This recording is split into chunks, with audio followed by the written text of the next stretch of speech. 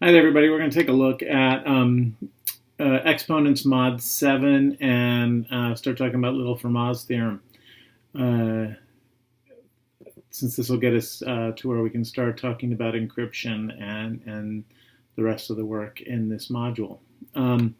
So you'll notice I've got some information up here. We're gonna look at Mod 7. So this is going to be similar to the numerical proof on 260, the numerical proof preview on 262. I'm sorry, 362 to 363, but we're going to do it for mod 7. So you'll notice that up on the right side of the screen, I have our tables, multiplication, and 4 exponents, and we'll talk about the exponents in particular. One thing you may notice that I haven't included any zeros, because if we start to think about this in terms of exponents, so what happens when we raise something to the 0th power? Well, we get, I'm sorry, what happens when we, when we raise it to the 0th power? Every time it's just going to be a value of 1. It doesn't do anything interesting, and it's actually not particularly helpful. So we just kind of ignore the 0. We just want to look at the non-zero potential exponents. Now the other one that's kind of not worth looking at is k equals 1, because obviously anything to the first power is still itself, so it doesn't change anything. So that's, you'll notice that's off of our table as well. And because we're not letting k equals 0, we're not going to consider a to 0, because 0 to anything other than 0, of course, is also 0. It's kind of the thing about zeros is they're special in kind of a bad way. It doesn't do anything interesting, and so we're gonna take those off of there. Okay. So what we want to do is we want to kind of take a look at our table and start putting in the values. And so obviously the multiplication, we've done something similar to this before, fairly easy to figure out how to fill in these charts. We've done this kind of multiplication before. The exponents, though, is a little bit different in that obviously 1 to any power is 1. We're going to leave that there, though. But then we come over to 2. So clearly, well, 2 to the first is obviously 2. We're not putting on there. But 2 squared is 4. Nothing major there. 2 to the third is 8. But we know in 8 mod 7 is 1. So we can just replace that with a 1.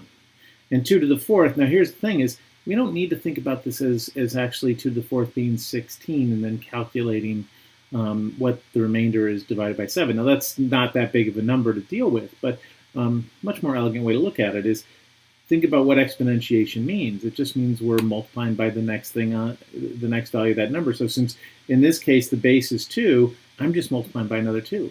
So 1 times 2 is 2. And then 2 times 2 is 4. And then we wrap around again. 2 times 4 is 8, but that's 1, and we repeat the process. Same thing for 3. 3 squared is 9, which we know is 2 in mod 7.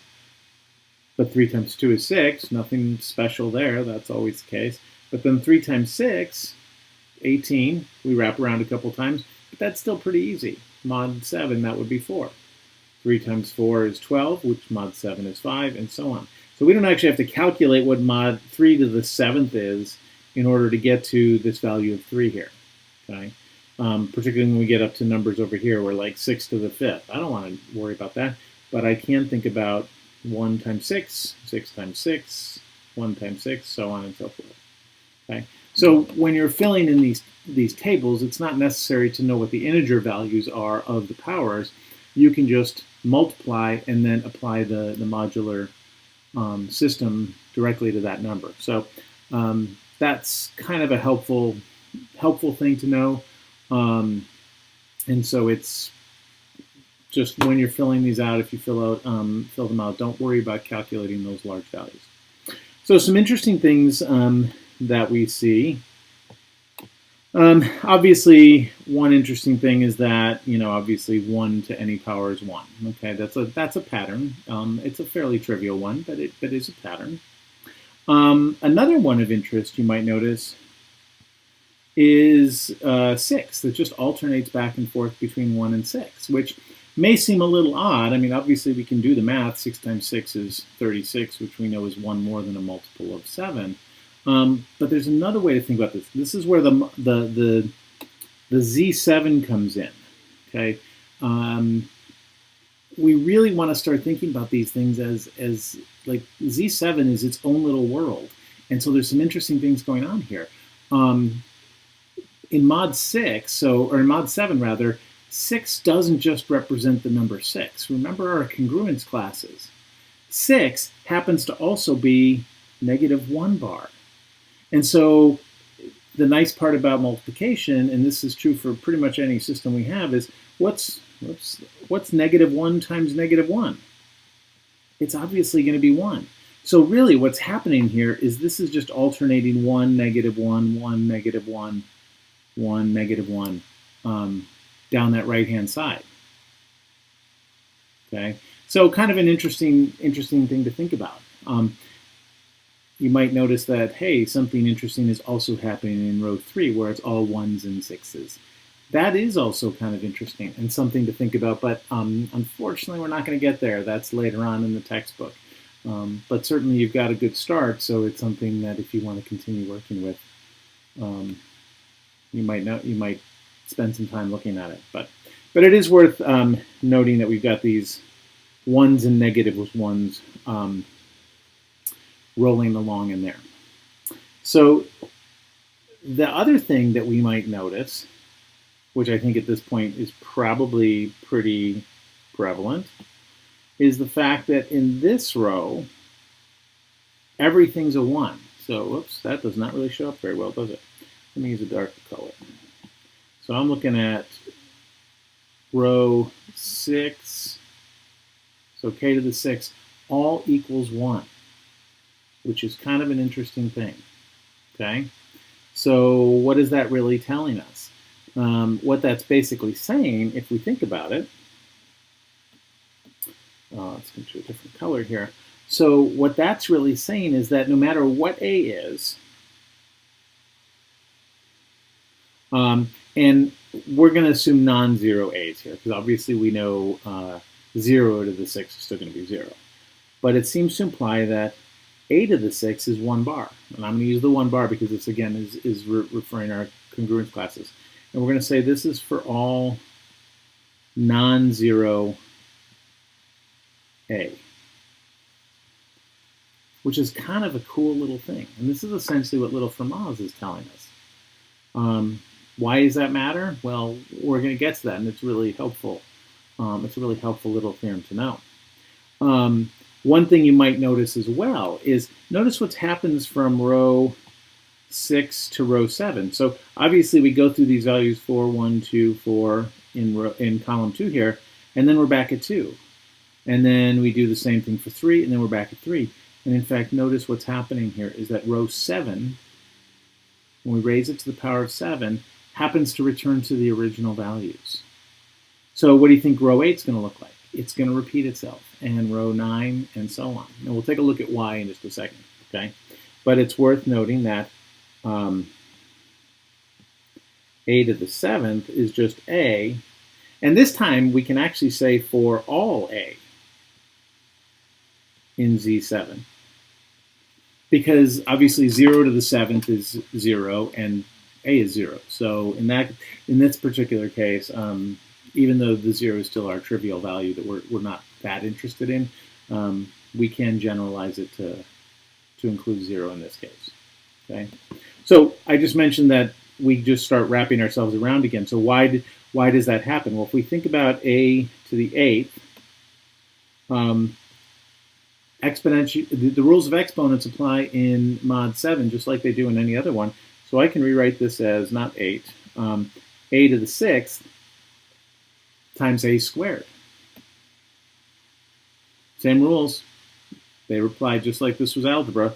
And we already know that A to the 6th is going to be 1 bar. And since 1 bar is our multiplicative identity, that means this just equals A squared. Okay? And so that's why we know that this row will continue here where k equals 2. Okay.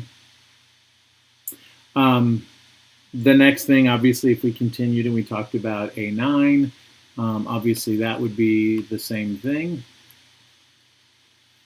That would repeat itself. Sorry, I just want to get rid of this thing off of mine. There we go. So the rows are going to continue to repeat. You might notice one thing I haven't done is I haven't put the bars over the exponents, and that's because the exponents are actually just normal integers. These are not modular integers, and so that's why the bar is over the 1, but it's not over the exponents. But here's what's interesting is obviously what's happening here is that this whole thing is repeating itself. So while we're working in mod 7, what's actually happening here is that the exponents are repeating in mod 6. Okay, and so every 6 values of the module of the exponents, we start repeating ourselves, as opposed to 7 for mod 7. So we'll put that down here. So rows repeat in a modular rotation mod 6. Okay. So an interesting result to take a look at here. But we're going to end up using this little Fermat, this fact that we can get the value 1 less than that. 1 less than that will give us 1, and we end up using that down the road. Now, obviously, Z7 is prime modulus, and that's kind of a key component of that. So that's a helpful part to remember. Let's see if there's anything else I wanted to mention on the first part. No.